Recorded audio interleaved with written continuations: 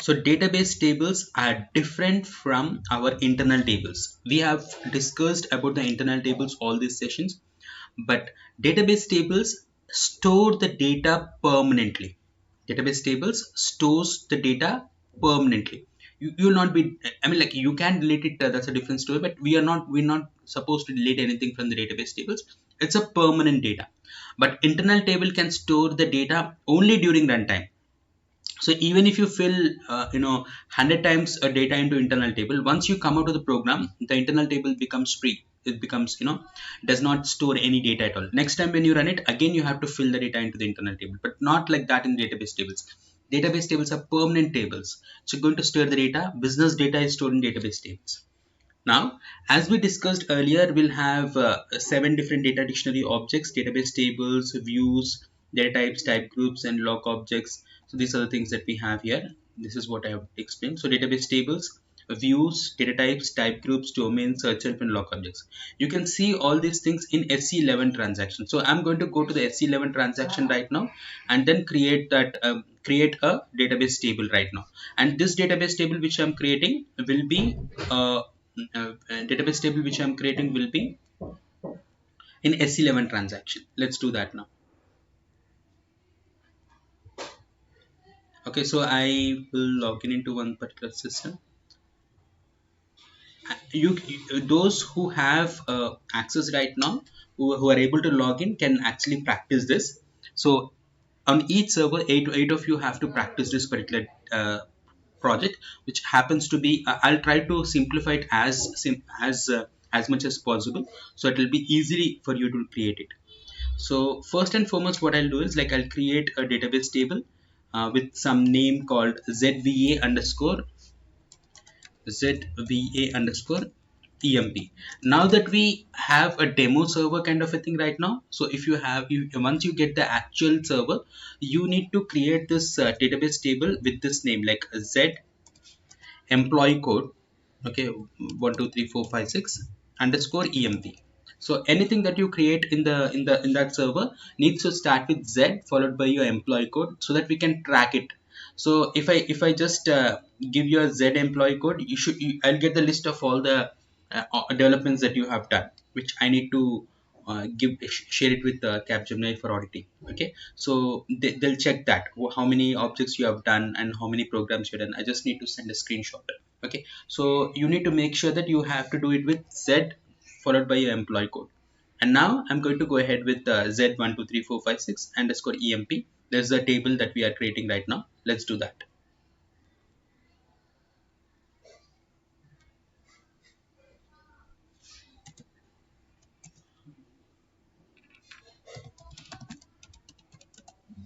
So I'm going into SE11 transaction, and the table that we are creating right now here, we are planning to have employee number, employee name, and employee number, employee name,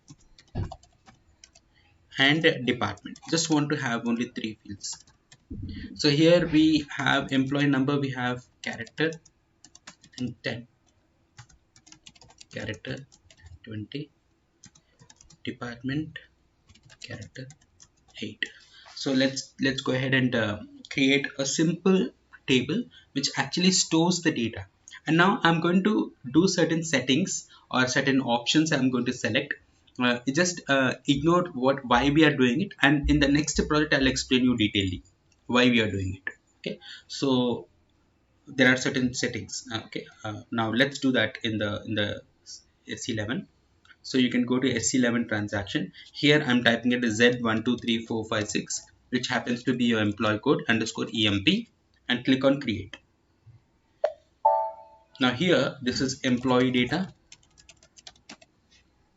Delivery class happens to be A,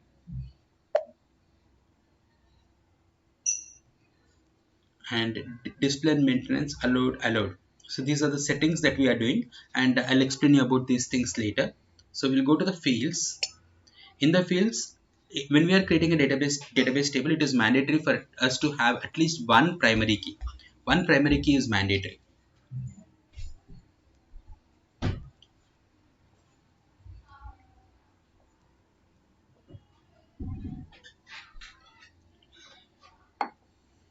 So I'll go ahead with the employee number. We don't have any data element. We have not created any data element. So we'll just click on this predefined type and go ahead with the data type. And data type happens to be character. Length has to be 10. That's what we planned. Employee number. Then we have employee name, EMPNA. I'm not creating it as a primary key. So just character. Then 20. Employee name. Then we have department. So department will get as character. Length 8.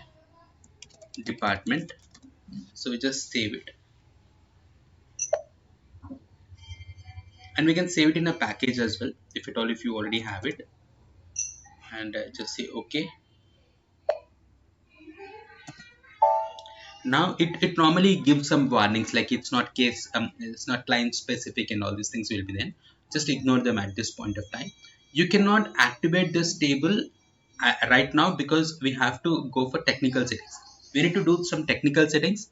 Only after doing the technical settings we will be able to update the data. So go for the technical settings, and in this data class we need to give it as appl0.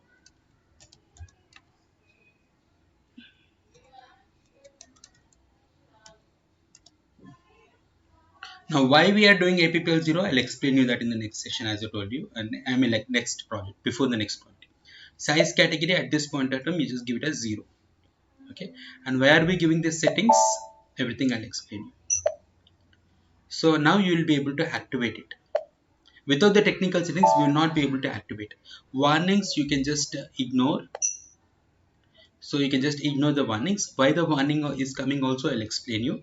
Once this is active, you can go ahead with the utilities, table contents, create entries, and in this we will be able to enter some data. 100. Then we have breathe, department ABAP, save, reset 101, Pratiksha, department SAP, save, reset 102,